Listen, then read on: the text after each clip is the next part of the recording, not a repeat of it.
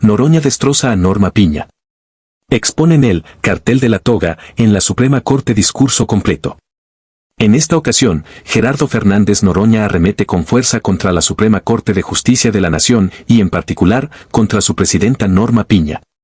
Con argumentos contundentes, Noroña desarma lo que él llama el cartel de la toga, señalando las decisiones facciosas y políticas que han tomado los ministros de la Corte al querer revisar la constitucionalidad de la reforma al Poder Judicial. Acompáñanos a ver cómo, con firmeza y claridad, Noroña deja sin argumentos a Norma Piña y al cartel de la toga. Amigos, vamos a escuchar cómo Fernández Noroña desarmó a Norma Piña el cartel de la toga. Como ustedes fueron testigos, yo ya había recibido la información oficial de que la Suprema Corte de Justicia de la Nación, por 8 votos, había aceptado revisar la constitucionalidad de la reforma al Poder Judicial. La Suprema Corte de Justicia de la Nación no tiene ninguna facultad para revisar la constitucionalidad.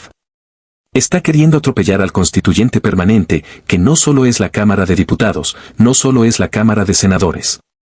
Les recuerdo que para una reforma constitucional se requiere la mitad más uno de los congresos estatales, y la Corte, quitándose la careta, en una actitud cada vez más facciosa, tomando decisiones políticas disfrazadas de decisiones jurídicas, ha determinado darle entrada a este recurso, inexistente jurídicamente, que no tiene ningún sustento legal en ninguna parte del marco constitucional.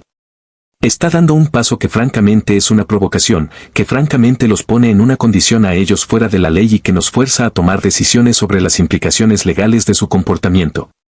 Porque la Corte no solamente pretende pasar por encima del legislativo, pasar por encima del ejecutivo, pasar por encima del soberano, que es el pueblo de México y que nos dio un mandato el 2 de junio, sino que además pretende detener un proceso electoral iniciado este lunes hace 8 días y que es competencia de la autoridad electoral.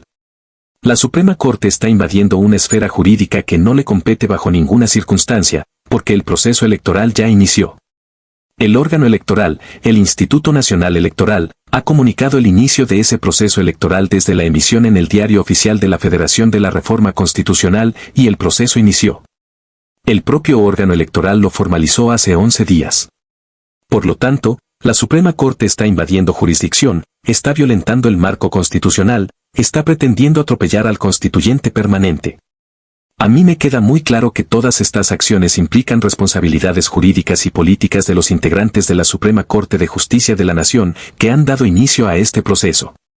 Están a tiempo de detener su actitud facciosa.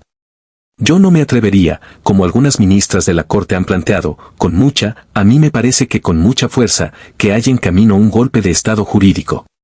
Yo lo que sí veo es una intentona desesperada e ilegal por detener la reforma constitucional al Poder Judicial.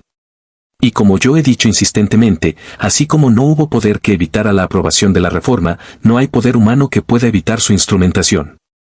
Como lo dije en el Pleno, el primer domingo de junio de 2025 se hará la elección de las personas juzgadoras.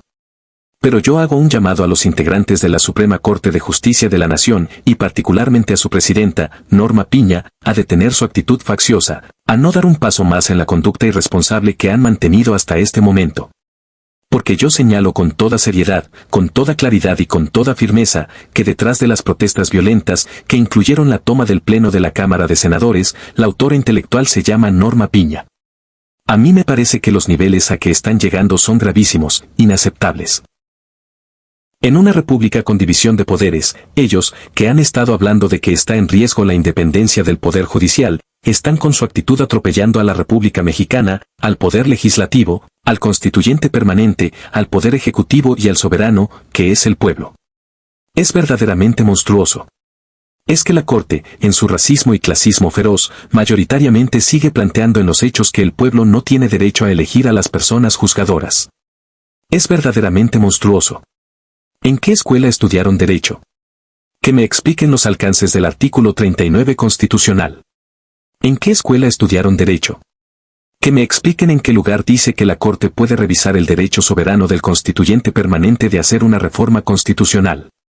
¿En qué escuela estudiaron Derecho para que me expliquen de dónde sacan que pueden detener un proceso electoral? Ni la pandemia pudo detener los procesos electorales en nuestra patria. Así es que la pandemia reaccionaria que representa la Suprema Corte de Justicia de la Nación no va a detener al pueblo de México y a su determinación de elegir, por voto universal, secreto y directo, El primer domingo de junio, a la mitad de las personas juzgadoras, pero a la totalidad de la Corte. Yo creo que los ministros y ministras de la Suprema Corte, que hoy votaron a favor de dar entrada a este indefendible, insostenible recurso, inexistente jurídicamente, insisto, nos quieren obligar a tomar una determinación que estamos dispuestos a tomar si ellos insisten en violar el marco constitucional. Eso es lo que yo les plantearía.